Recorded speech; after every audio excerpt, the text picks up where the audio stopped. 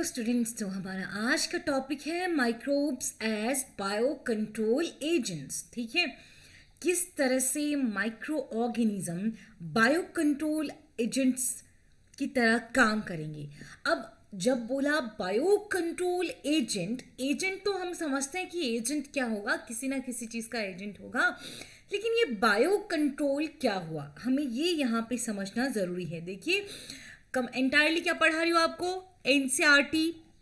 NCERT से बाहर जाने की ज़रूरत नहीं है, एक्स्ट्रा इन चैप्टर्स में कुछ भी नहीं पढ़ना है। ठीक, नो एक्स्ट्रा स्टडीज, जितना पढ़ाया गया वही पढ़ना है, जहाँ एक्स्ट्रा होना होगा वहाँ पे मैं बता दूंगी आपको।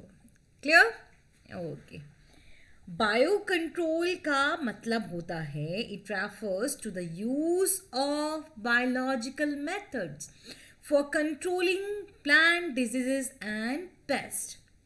तो बायो कंट्रोल का क्या मतलब हो गया? बायोलॉजिकल मेथड्स का यूज करना किस चीज के लिए, किस चीज के लिए बायोलॉजिकल मेथड्स का यूज करना है? प्लांट डिजीजेस और पेस्ट को कंट्रोल करने के लिए। समझ गए आप? बायो कंट्रोल क्या हुआ बच्चे? बायोलॉजिकल मेथड्स का यूज करना प्लांट डिजीजेस और पेस्ट को कंट्रोल करने के लिए। आज जो हमारी सोसाइटी है, मॉडर्न सोसाइटी में हम रहते हैं, बहुत सारी प्रॉब्लम्स हैं, और बहुत सारी प्रॉब्लम एक और किस चीज़ से है कि जो केमिकल का यूज़ जो है वो दिन प्रतिदिन बढ़ता जा रहा है। हमारी आज का जो आधुनिक समाज है, आधुनिक समाज में केमिकल का यूज़ जो है it is increasing by day and day. ठीक, हर रोज, एक दिन से अगले दिन, हर रोज प्रतिदिन, मतलब केमिकल का यूज ज्यादा से ज्यादा हो रहा है, और इस प्रॉब्लम को आज हम टैकल करने की कोशिश कर रहे हैं। किस फॉर्म में हम केमिकल यूज कर रहे हैं? ज्यादातर by use of insecticides and pesticides. Okay, paste भी इंसेक्ट्स ही होते हैं एक तरह से। ठीक है, तो इंसेक्टिसाइड्स और पेस्टिसाइड्स का यूज करके हम लगातार लगातार लगातार केमिकल का बहुत ज़्यादा यूज़ कर रहे हैं। अब ये केमिकल्स जो हैं, क्या इतने केमिकल अच्छे होते हैं? आप बताइए मुझे, क्या इतने केमिकल्स जो हम यूज़ करेंगे क्या ये अच्छे केमिकल होंगे? चलो बताओ, नहीं होंगे ना। तो these chemicals are toxic. Toxic मतलब हानिकारक हैं, जहरीले हैं, and are extremely harmful to human being and animals alike, and have been polluting our environment, soil, ground water, fruits, vegetables and crop plants. अरे, हम तो केमिकल का यूज़ किए जा रहे थे ताकि अपनी फसलों को हम खराब होने से बचा लें। ठीक है, उनकी पैदावार को हम और ज़्यादा बढ़ाएं, लेकिन यहाँ तो उल्टा होने लगा। ये केमिकल्स टॉक्सिक हैं, बहुत ही ज़्यादा हार्मफुल हैं हमारे लिए। ठीक, तो अब क्या करना है? अरे, हार्मफुल तो है ही, कैसे हार्मफुल हैं? ये हमारे एनवायरनमेंट को खराब कर रहे हैं, पॉल्यूट कर रहे हैं, हमारी सॉइल को खराब कर रहे हैं, हमारी जो धरती के अंदर पानी है, ग्राउंड वाटर है, उसको खराब कर रहे हैं, हमारे फ्रूट्स खराब हो रहे हैं, वेजिटेबल्स, क्रॉप प्लांट, सारे के सारे जो हैं इन केमिकल से खराब हो रहे हैं। कहा जाता है ना कि आज हम खाने से ज़्यादा तो केमिकल खाते हैं। ठीक है, अब our soil is polluted through our use of weedicides to remove weeds. पहली बात कि वीड्स क्या होता है? हमारे खेत में हमने जो भी फसल लगाई है, उस फसल के अलावा जो भी छोटा छोटा घास वहाँ उग जाता है, जिससे हमें कोई मतलब नहीं है, इनफैक्ट वो हमारी फसल की पैदावार को रोक सकता है।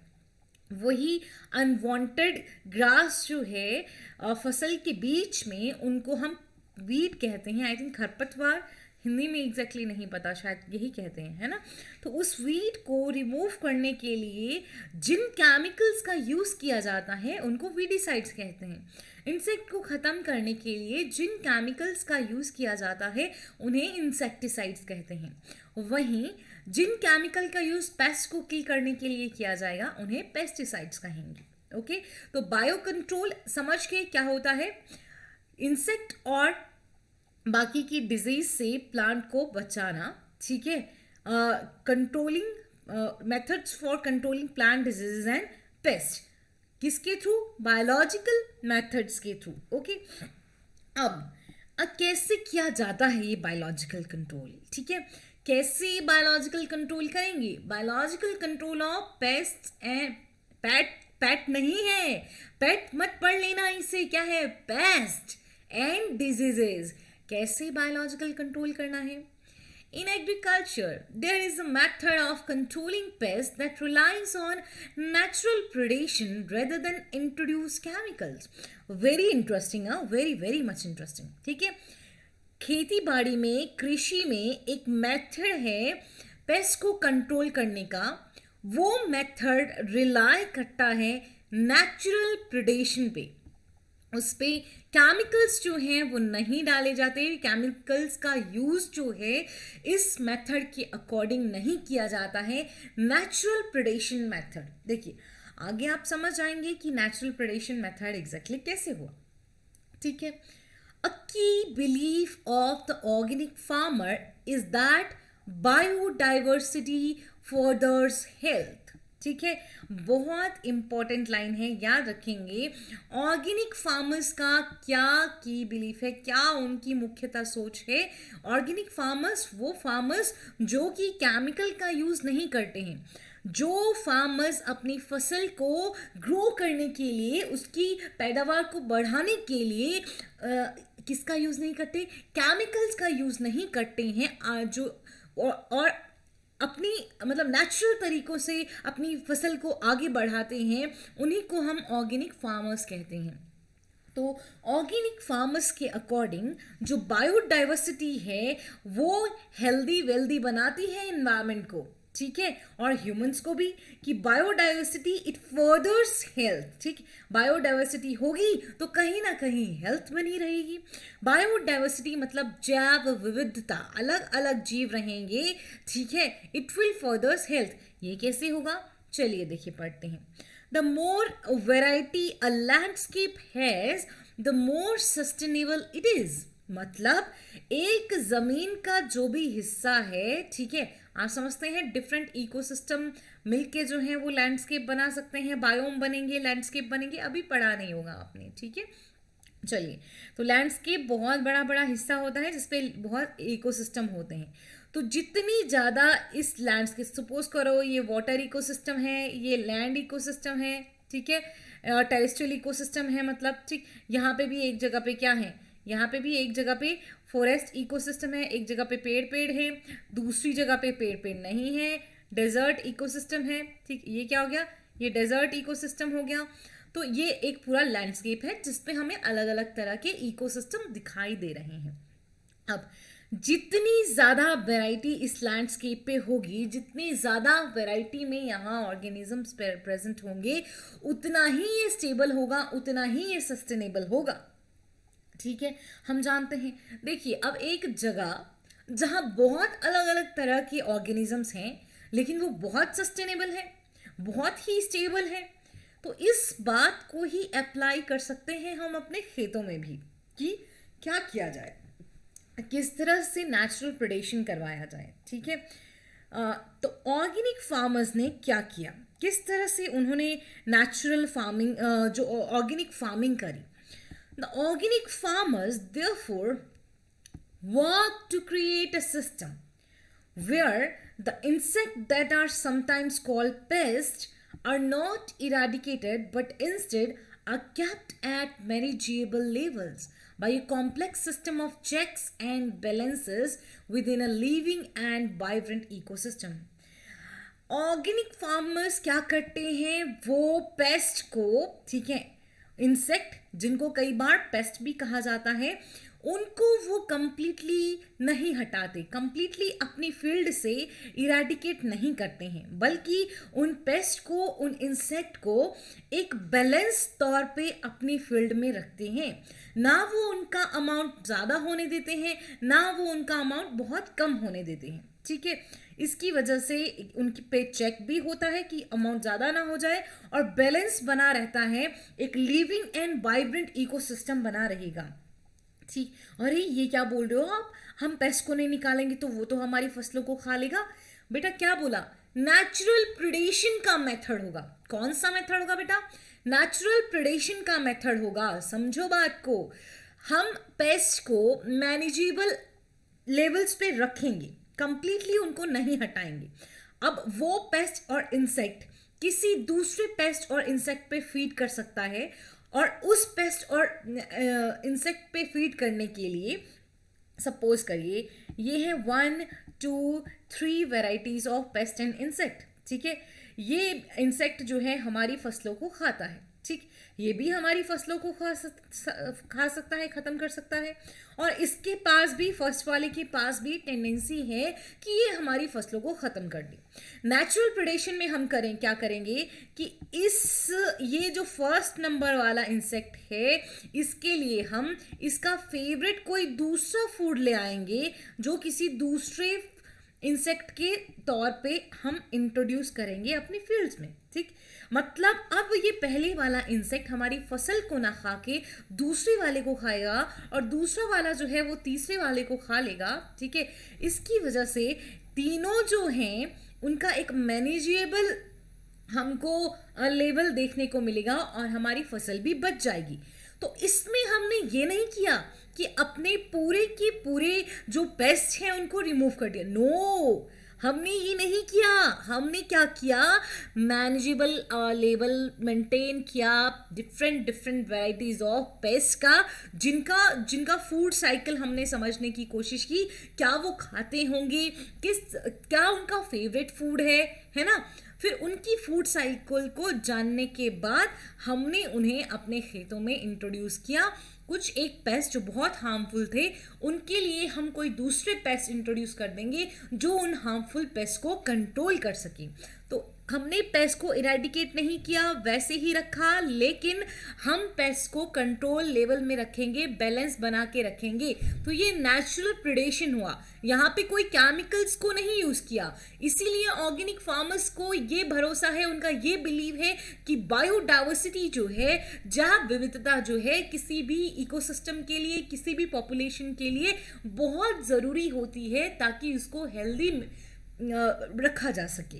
ओके, चलिए अब देखिए क्या बोलते हैं ये आगे कि contrary to the conventional farming practices which often use chemical methods to kill both useful and harmful life forms indiscriminately. This is a holistic approach that seeks to develop an understanding of webs of interaction between myriads of organisms that constitute the field fauna and flora.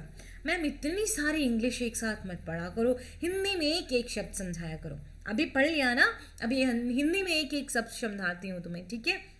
देखिए, जो हमारी ज़्यादातर हम conventional farming में practices करते हैं, हम normally जो यूज़ कर रहे हैं फार्मिंग की प्रैक्टिसेस, उसके उल्टा हम कुछ काम करते हैं, ठीक। कन्वेंशनल फार्मिंग में क्या होता है कि बहुत सारे केमिकल मेथड्स का यूज़ किया जाता है।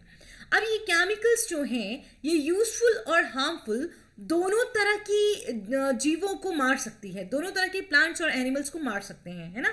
तो केमिकल्स जो होंगे वो अच्छे बुरे में बिना डिफरेंस किए दोनों तरफ के एनिमल्स को किल कर सकते हैं इनडिस्क्रिमिनेटली, मतलब बिना भेदभाव किए कि अच्छा है या बुरा है। देखिए, रंग के आधार पे, जाति के आधार पे, आपके रिलीजन के आधार पे, आपके जेंडर के आधार पे भेदभाव गलत है, लेकिन कौन अच्छा है कौन बुरा है, इसके लिए भेदभाव ज़रूर होना चाहिए, ठीक है।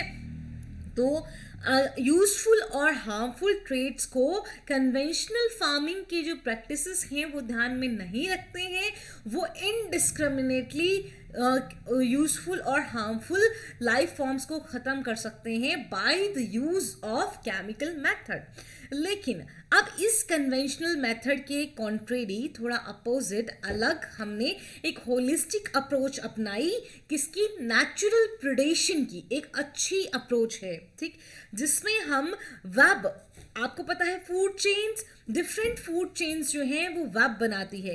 एक फूड वेब जो है दूसरे से कैसे इंटरेक्टेड है, मिरियाड्स मतलब बहुत सारे झुंड ऑर्गेनिजम्स के हम पढ़ेंगे, वो किस तरह से इंटरेक्ट करते हैं, क्या उनका फूड चेन है, किस तरह से उनका फूड वेब बना है, इस बात को समझेंगे।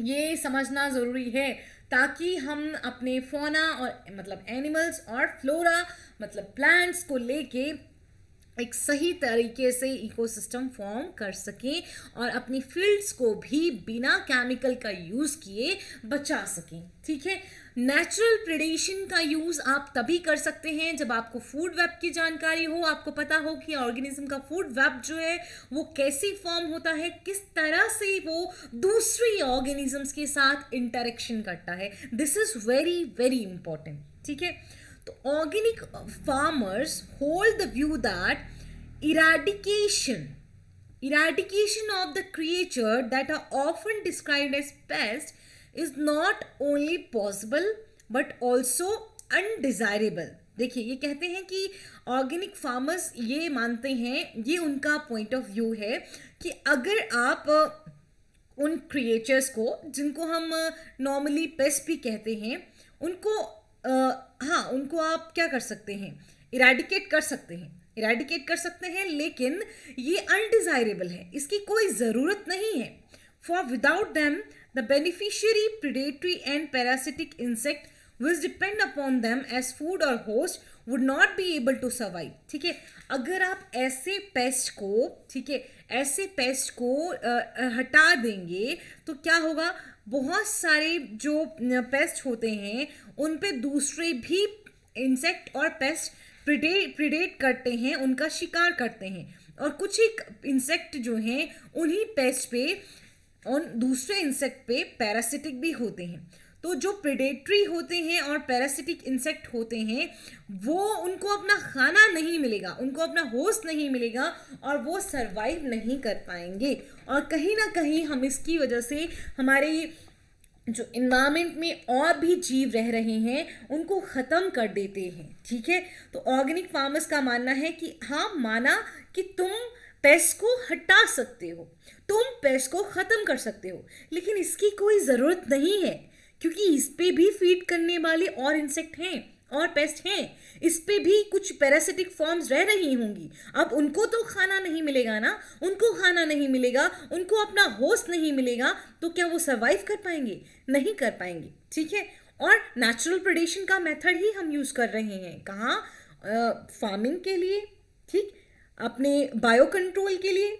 चलिए, thus the use of biocontrol measures will greatly reduce our dependence on toxic chemicals and pesticides. तो बायो कंट्रोल के जो भी तरीके हैं उनका यूज़ करके हम अपनी डिपेंडेंसी, जो हम बहुत ज़्यादा क्या बोलते हैं डिपेंडेंट होने को, आश्रित हैं, बहुत ज़्यादा आश्रित हैं हम टॉक्सिक केमिकल्स पे और पेस्टिसाइड्स पे, उस हमारी डिपेंडेंसी को हम रिड्यूस कर सकते हैं। देखिए, आप आराम से क्या कर सकते हैं कि एक बढ़िया सा आपका खेत है, बड़ा सा, ठीक है, बड़ा सा फार्म समझ लीजिए, यहाँ कुछ जानवर आपने पाले हुए हैं, ठीक, यहाँ पे आप एक फसल लगा सकते हैं, वहीं आप इसके कुछ हिस्सों में दूसरी फसल लगा सकते हैं। ठीक, एक फसल लगा लेंगे, दूसरी फसल लगा लेंगे, फिर क्या होगा, फिर उसकी वजह से जो है आप या कुछ यहाँ पे इंसेक्ट्स होंगे, ठीक, कुछ यहाँ भी इंसेक्ट्स होंगे, कुछ यहाँ पे भी इंसेक्ट्स होंगे, ठीक,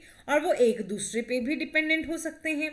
तो वो एक बैलेंस तौर पे रहेंगे, हमारी फसल को भी ज़्यादा नुकसान नहीं करेंगे और इकोसिस्टम भी मेंटेन रखेंगे। वहीं यहाँ पे जो पशु रह रहे हैं उनसे आप गोबर लेके, खाद लेके इन खेतों में डाल सकते हैं और चारा भी इजीली पशुओं को मिलेगा, तो एक अच्छा इकोसिस्टम मिलेगा, बैलेंस्ड इकोसिस्टम बनेगा, और यहाँ पे खेत भी आपके अच्छे साफ सुथरे रहेंगे और सही से इनमें उत्पादन हो पाएगा। ठीक है, देखिए, an important part of biological farming, चलिए मैं आपको एक और बात बता देती हूँ। क्या होता है कि अगर यहाँ पे एक तरह का इंसेक्ट है, ठीक है, अगर यहाँ पे एक तरह का इंसेक्ट है, सपोज करो खेत के इस हिस्से में एक तरह का इंसेक्ट है और आपको इस इंसेक्ट को रिमूव करना है, तो आप क्या करेंगे कि यहाँ पे कुछ इस तरह से इंसेक्ट्स को डाल देंगे जो इस वाले इंसेक्ट को अपनी फीमेल की तरह, अपना फीमेल स्पीसीज की तरह लगेगा।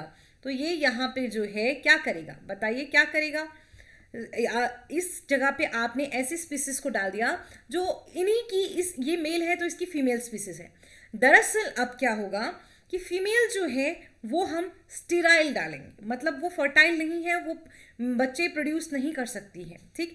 तो धीरे धीरे धीरे धीरे जब यहाँ आगे कोई बच्चे नहीं बनेंगे, आगे कोई ऑफस्प्रिंग नहीं आएंगे, तो अल्टीमेटली जो है यहाँ पे ये वाले इंसेक्ट थोड़े कम हो जाएंगे और बाकी के जो इंसेक्ट हैं, बाकी की जो इनकी बची हुई पॉपुलेशन है उस पे दूसरे इंसेक्ट भी फीड कर सकते हैं। तो बहुत अलग अलग अप्रोचेस होते हैं जिसकी वजह से हम इंसेक्ट्स को कंट्रोल कर सकते हैं। देखिए, in important part of biological farming approach is to become familiar with the various life forms that inhabit, not inhabit, that inhabit the field, predators as well as pests, and also their life cycles, pattern of feeding and the habitats that they prefer। देखिए, इस biological farming की सबसे important, सबसे सही approach ये है कि हमें जो भी एक फील्ड में जितनी भी लाइफ फॉर्म्स होंगी, जितने भी डिफरेंट ऑर्गेनिजम्स होंगे, उनके बारे में जानकारी होनी चाहिए। कौन सी लाइफ फॉर्म्स इस पर्टिकुलर फील्ड में है, हमें उसकी जानकारी होनी चाहिए, ठीक है। हमें उसके प्रेडेटर्स का भी पता होना चाहिए, ठीक है। किस तरह के पेस्ट उस फील्ड में पाए जा रहे हैं ये भी पता होना चाहिए। उन प्रेडेटर्स की, उन लाइफ फॉर्म्स की, उन पेस्ट की लाइफ साइकिल कैसी है, किस तरह से वो अपना जीवन यापन करते हैं वो भी हमको समझना चाहिए। किस तरह का खाना उनको पसंद है वो भी हमको समझना पड़ेगा, और किस तरह की जगह पे वो रहना पसंद करते हैं। जैसे तुम में से कुछ पहाड़ों में तो रहना पसंद नहीं करोगे, लाइक मैं तो बिल्कुल पहाड़ों में ही रहना पसंद करूँगी, ठीक है। और वहीं पे कुछ जो होंगे वो कहाँ रहना पसंद करेंगे, बीचेस पे। उसी तरह से अपना जो डिफरेंट ऑर्गेनिजम्स होते हैं उनका भी अपना अपना अलग तरह से हैबिटेट होता है। और तो इसीलिए बायो कंट्रोल करने के लिए, बायोलॉजिकल फार्मिंग के लिए बहुत ज़रूरी है कि एक जगह पे कितने तरह के ऑर्गेनिज्म हैं हम उस चीज़ को समझें, कैसे वहाँ प्रेडेटर्स हैं, कैसे वहाँ पेस्ट हैं, इस बात की जानकारी अच्छे से लें। लाइफ साइकिल क्या है उनका, वो किस तरह का खाना खाते हैं, किस जगह पे रहना उनको पसंद है, ये चीज़ें समझना ज़रूरी है। जब हम इसको समझ जाएंगे तो हम अपनी नॉलेज को अप्लाई करके बायो कंट्रोल कर सकते हैं, केमिकल्स को रिड्यूस कर सकते हैं। This will help develop appropriate means of bio control. Okay, इस वजह से, इस तरह से हम सही तरीके से बायो कंट्रोल के साधन जुटा सकते हैं, बायो कंट्रोल कर सकते हैं। ओके, चलिए। The very familiar beetle with red and black marking, the lady bird. अच्छा, तुमने चंदा मामा अपने खेतों में देखा है क्या? वो एक बीटल होता है जिसकी बॉडी रेड होती है, उस पर काले काले धब्बे होते हैं, ठीक। तो लेडी बर्ड उसको कहा जाता है, वो एक बीटल है, ठीक। And dragon flies are useful to get rid of aphids and mosquitoes respectively. Very important. देखिए, जो बीटल्स होते हैं खेतों में वो एफिड्स को ख़त्म कर सकते हैं, ड्रैगन फ्लाइज जो हैं वो मॉस्किटोज को ख़त्म कर सकती हैं। देखिए, आपने देखे होंगे झिंगुर विंगुर अपने खेतों में होते हैं, कभी कुछ होता है वहाँ पे, है ना। वो जो इंसेक्ट्स हैं वो एक दूसरे पे फीड करते रहते हैं। बीटल्स, जो आपको लेडी बर्ड दिखता है, चंदा मामा, आप, मुझे नहीं पता आप उसको क्या कहते होंगे। हम जब छोटे थे, बचपन में थे, तो हम उसको चंदा मामा कहते थे, ठीक है। तो ड्रैगन फ्लाइज जो हैं वो मॉस्किटोज को फीड कर सकती हैं, उनको ख़त्म कर सकती हैं। लेडी बर्ड जो हैं वो एफिड्स को ख़त्म करते हैं, और एफिड्स हमारी फसलों में बहुत सारी बीमारियां कर सकते हैं। तो अब हमें एफिड्स को जो है वो मारने की ज़रूरत, केमिकल्स के थ्रू मारने की ज़रूरत नहीं है। आप बीटल को इंट्रोड्यूस कर दीजिए, एफिड्स जो हैं वो ख़त्म हो जाएंगे। An example of microbial bio control agents, ये एक बच्चे एग्जाम्पल्स को नहीं भूलना होता है, ठीक है। तो an example of microbial biocontrol agent that can be introduced in order to control butterfly caterpillar is the bacteria Bacillus thuringiensis, often written as BT, Bacillus thuringiensis। ठीक है, तो चलिए बायो कंट्रोल देखिए, बटरफ्लाई कैटरपिलर्स जो होते हैं, butterfly की caterpillar समझते हैं आप कि कैटरपिलर क्या है, लार्वा है उनका, ठीक।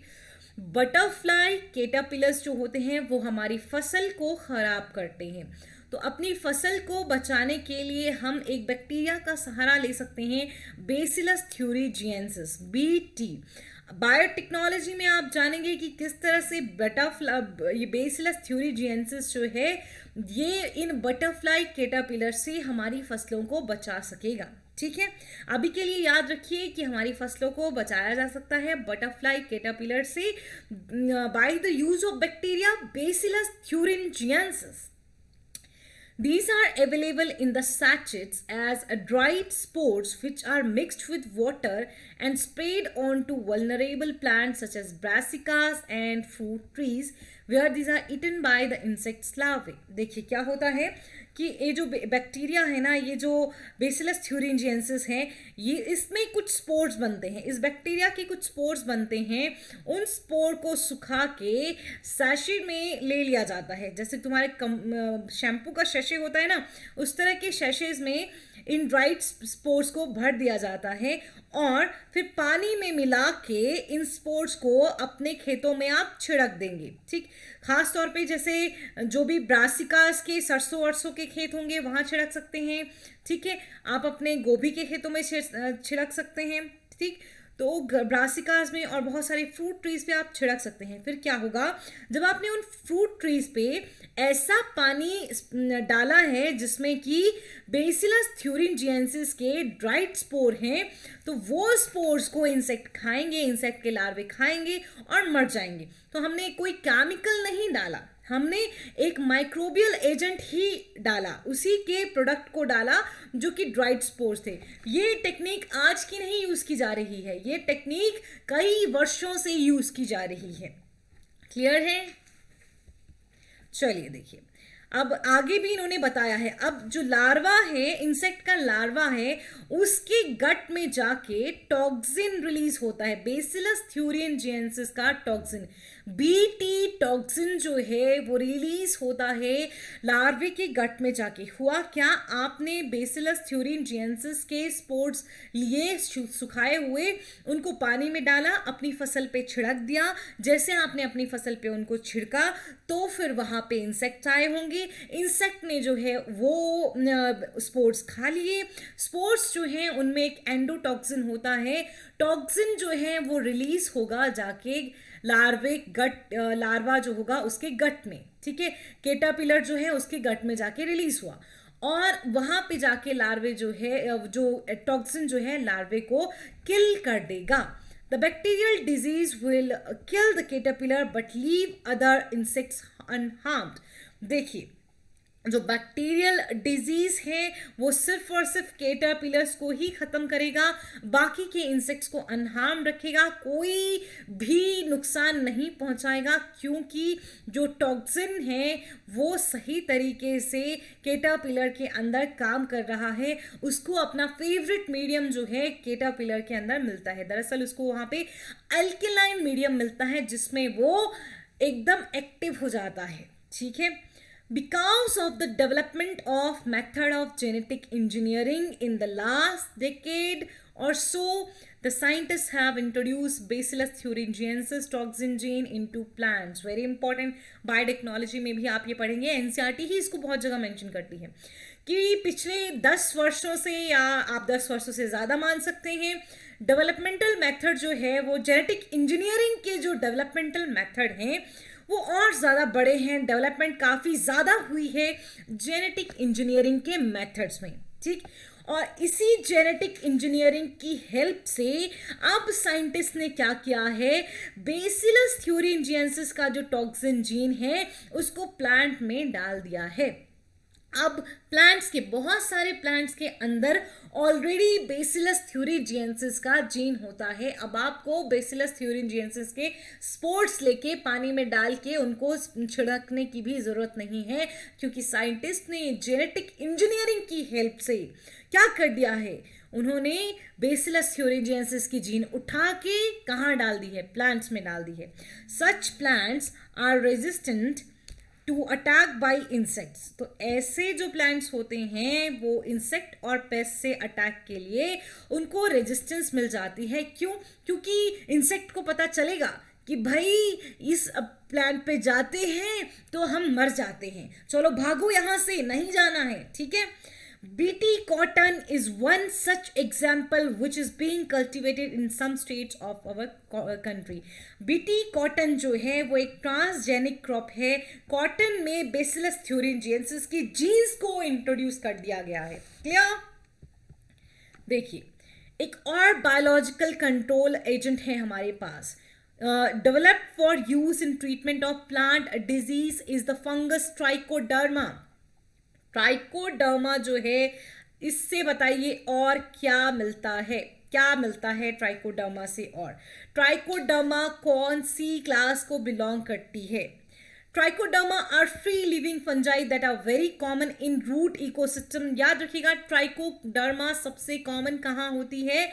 रूट इकोसिस्टम में होती है। And they are effective bio control agents of several plant pathogen. तो ट्राइकोडर्मा जो है बायो कंट्रोल एजेंट की तरह भी काम करती है, फंगस है, फ्री लिविंग है। एक और यूज आपने ट्राइकोडर्मा का पढ़ा है, जरूर मुझे बताइएगा, ठीक है। अब एक और इंपॉर्टेंट क्या चीज आती है? बैक्यूलोवायरसेस। बच्चे एक एक पॉइंट आपको याद रखना है, कुछ भी ऐसी चीज नहीं है जो आप भूलेंगे। कौन से? बीटल्स आपने पढ़े, बीटल्स जो हैं वो किस पे फीड कर सकते हैं? ड्रैगन फ्लाइज जो हैं किस पे फीड कर सकती हैं? बेसिलस थ्यूरिंजिएंसिस की क्या एप्लीकेशन है? ट्राइकोडर्मा जो है वो क्या काम कर सकता है? बैक्यूलोवायरसेस जो है are the pathogen that attack insects and other arthropods. Baculoviruses की डेफिनेशन ही यही है बेटा, वायरसेस जो इंसेक्ट और आर्थ्रोपोड्स को अटैक करते हैं उनको हम बैक्यूलोवायरसेस कहते हैं। और मेजॉरिटी ऑफ बैक्यूलोवायरसेस जो हैं उनको बायोलॉजिकल कंट्रोल एजेंट्स के तौर पे यूज किया जाता है। और मोस्टली जो जेनेरा होते हैं बैक्यूलोवायरसेस के, जिन्हें बायोलॉजिकल कंट्रोल एजेंट के तौर पे यूज किया गया है, वो न्यूक्लियोपॉलीहेड्रोवायरस है। कौन सा है जेनेरा? न्यूक्लियोपॉलीहेड्रोवायरस। बैक्यूलोवायरस का वो जेनेरा जिसको ज्यादातर बायोलॉजिकल कंट्रोल एजेंट के तौर पे यूज किया जाता है वो है न्यूक्लियोपॉलीहेड्रोवायरस। क्लियर है बच्चे कि नहीं है? जल्दी से बताएंगे क्लियर है कि नहीं है। क्या बताएं मैम, आप तो हमारी सुनते ही नहीं है, ठीक है। तो these viruses are excellent candidate for species specific, मतलब एक स्पीसीज के लिए कोई एक अलग स्पीसीज होगी न्यूक्लियोपॉलीहेड्रोवायरस की।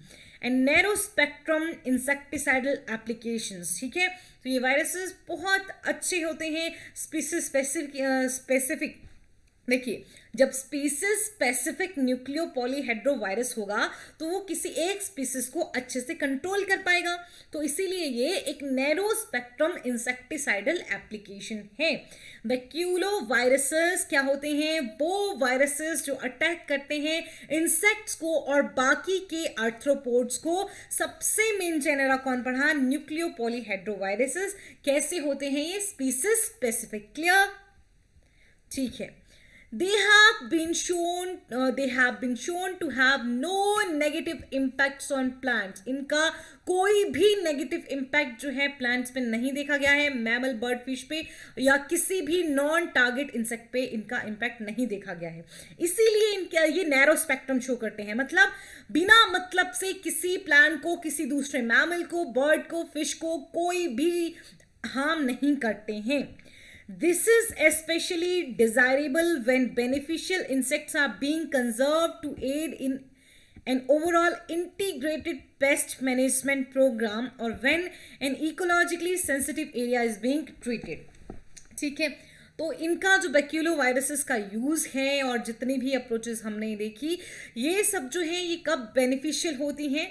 जब हम एक इंटीग्रेटेड पेस्ट मैनेजमेंट प्रोग्राम के तहत काम कर रहे होते हैं, ठीक। This is especially desirable when beneficial insects are being conserved to aid in an overall. देखिए, बेनिफिशियल इंसेक्ट्स को इंटीग्रेटेड पेस्ट मैनेजमेंट प्रोग्राम के तहत जो है वो कंजर्व किया जाता है और इकोलॉजिकली सेंसिटिव एरिया को, जहाँ पे बहुत ज़्यादा कुछ दूसरे इंसेक्ट्स हैं जो कि खराब कर रहे हैं फसलों को, तो वो उस इकोलॉजिकल सेंसिटिव एरिया की ट्रीटमेंट के लिए इन इंसेक्ट्स को यूज़ किया जा सकता है। ठीक है, बेनिफिशियल जो इंसेक्ट्स हैं उनको कंजर्व करिए इंटीग्रेटेड पेस्ट मैनेजमेंट प्रोग्राम के तहत, और इकोलॉजिकली सेंसिटिव एरिया को इन पेस्ट के थ्रू, इन वायरसेस के थ्रू, इन डिफरेंट माइक्रोब्स के थ्रू, बायोलॉजिकल एजेंट्स के थ्रू हम किसी इकोलॉजिकल सेंसिटिव एरिया को ट्रीट कर सकते हैं। क्लियर?